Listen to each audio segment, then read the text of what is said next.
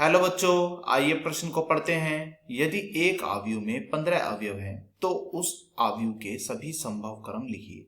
सबसे पहले हमें इस प्रश्न की मुख्य अवधारणा को समझना होगा।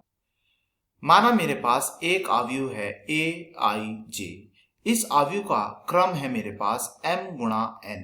यहाँ पर m यह बताता है कि इस आव्यूह में कितनी पंक्तियों की संख्या है, तथा यहाँ पर n हमें यह बताता है कि इस आव्यूह में कितने स्तंभों की संख्या है।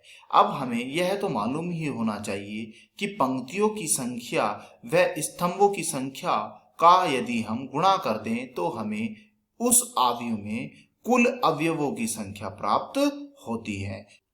तो अब हमें क्या करना होगा? अब हमें प्रश्न को हल करना होगा। तो हमें इस प्रश्न में क्या दिया है? हमें दिया है कि हमारे पास कुल अवयवों की संख्या है 15। हमसे पूछा है कि इस आव्यूह में कुल कितने क्रम संभव है। चलिए लिख लेते हैं, कुल कितने क्रम संभव है।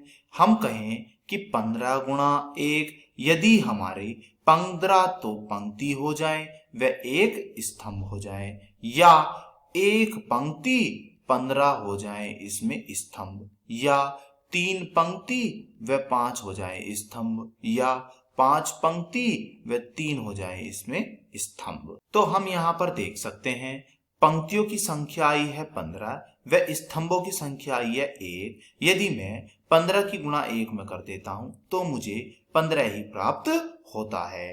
यदि मैं 1 की गुणा 15 में कर देता हूं तब भी हमें 15 ही प्राप्त होता है। ऐसे ही यदि मैं 3 पंक्तियों की संख्या 5 स्तंभों की संख्या के गुणा कर देता हूं तब भी मुझे 15 ही प्राप्त होता है। यदि ऐसे ही मैं 5 पंक्तियों की संख्या 3 स्तंभों की संख्या की गुणा कर देता हूं तब भी मुझे 15 ही प्राप्त होता है। आशा करता हूं यह प्रश्न आपको समझ में आया होगा। धन्यवाद।